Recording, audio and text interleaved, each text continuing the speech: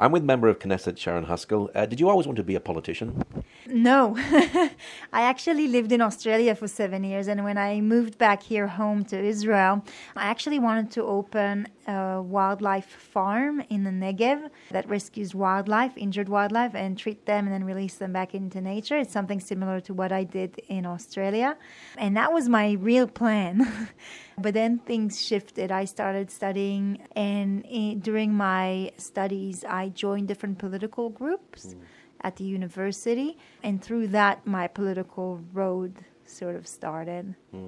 Now, Israel has just celebrated 75 years. Do you see Israel as a modern miracle and a blessing to the world?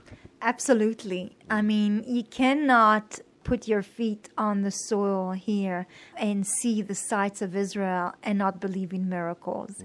If you look on facts and how many enemies are surrounding our country and how many times we've prevailed through war and animosity, how many times people tried to spread lies about our country, to create disputes between Israel and different countries who are great friends of our country, to actually understand that after, thousands of years, my people were able to return to their homeland and rebuild our nation and our country. That's a miracle. I don't think there's another miracle like that ever happened throughout history. What is the main threat today to Israel? Well, there's obviously the security threats that are surrounding us. Hezbollah from the north, that is sponsored by Iran, actually tried to attack Israel. This is a sovereign country who shot missiles toward our country that sent, a terrorist into our country in order to create a terrorist attack as well. So that's just a recent security threat that we face throughout our northern border. Not to put aside our security threat from the Syrian border and the Assad regime that we're quite worried about.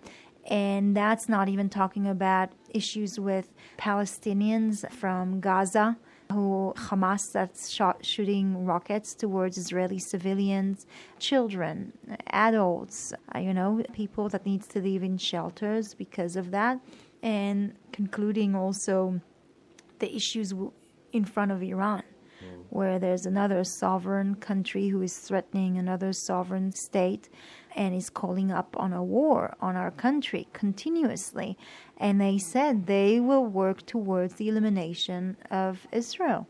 I believe them. And so the negotiations that are being promoted with Iran through the international community are creating a more dangerous environment for my people and my country. There's obviously many more challenges that we're facing, but our security threat is the greatest one. Iran is a very big threat. Should Israel strike Iran first? In some ways, Iran's already striking Israel by giving weapons to Hezbollah and Hamas, but should Israel fire first? So Iran have proxies all around the world to create chaos and war. Iran's war is not just against Israel. I want to remind you that they have the Houthis in Yemen and missiles that are being shot on civilians' airports. They have proxies in Iraq. They have proxies in Lebanon. And so they work out through those different groups and create war and death all around our region. And so, am I worried about it? Of course. Are we going to do everything in our capability to prevent a war like that like similar wars that we've seen in recent years? Yes, of course. Any actions that we need to take in order to prevent a war, we'll do that. And if we need to go into war, we'll know how to defend our country and our people. There's already been a shooting attack today and somebody's been killed. Iran is the main sponsor of terrorism, and you narrowly escaped 2 suicide bombings, didn't you? Yeah, when I was a teenager, I actually had a bus that I used to take every morning to school. And, I wasn't a very precise student. And I woke up late to school this morning, and a bus exploded. The bus that I was meant to take to my high school actually exploded. It was a terrorist attack with a suicide bomber on it. And, thank God, we have This is a protection from above. I can't call it another way. Does that affect you as a politician?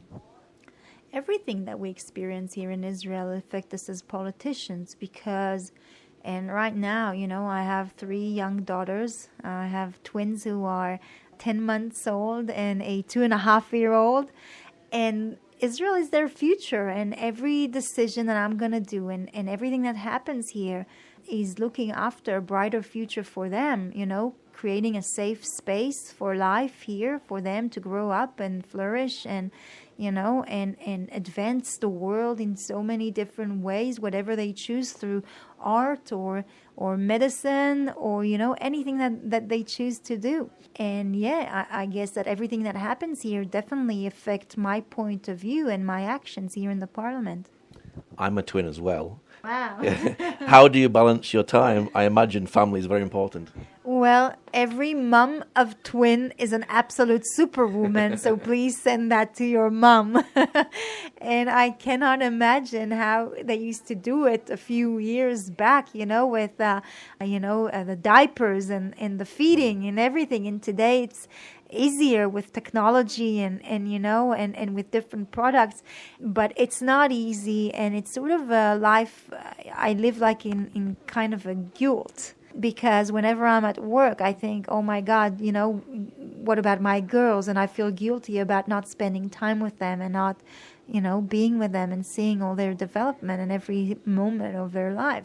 And on the other hand, every time that I spend with them, I feel guilty about what's happening with work. And there's always something that's happening and how I need to defend my people and my country. And so it's difficult to find a clear balance. But, it's a new experience for me, and I'm trying. Now you're the co-chair for the Knesset Christian Allies Caucus. How important are Christian relations?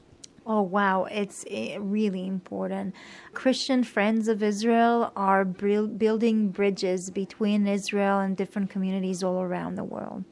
There is so much propaganda and lies that is being spread through social media, through the mainstream media. And it's those Christians who are true friends, and they come here and they visit Israel and they get the news face to face and they see the reality. They see that Israel is an island of democracy in the Middle East. They see how Israel is protecting and defending minorities and have equal rights to every Israeli citizen. And they are the bridge that spreads the message of truth to the rest of the world and to their communities and to their country. And we owe a great debt to those communities. Why did you want to join this caucus?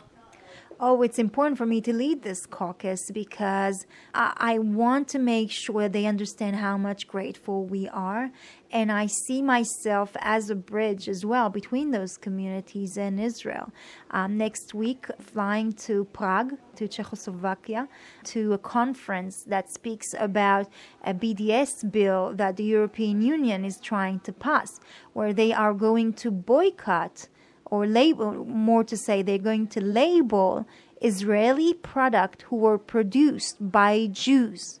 It means that if you're an Arab Israeli, or Druze Israeli, or Muslim Israelis, your products are not going to be labeled. But if you're Jewish from Israel, your products are going to be labeled on European shelves.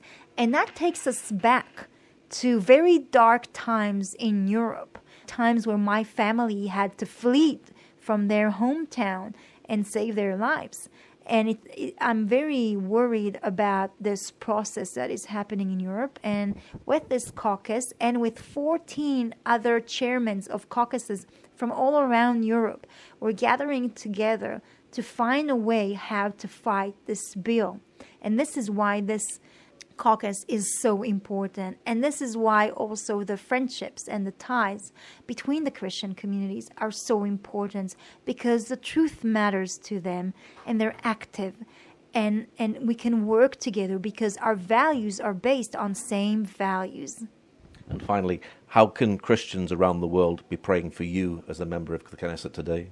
Wow. Please pray for me that God will give me wisdom and will show me the path of where I need to lead my people and my country, to find creative ways and important ways how to protect and defend my country and my people, to give me strength through my body and my mind in order to be able to do the important work that I do, and also at home with my girls.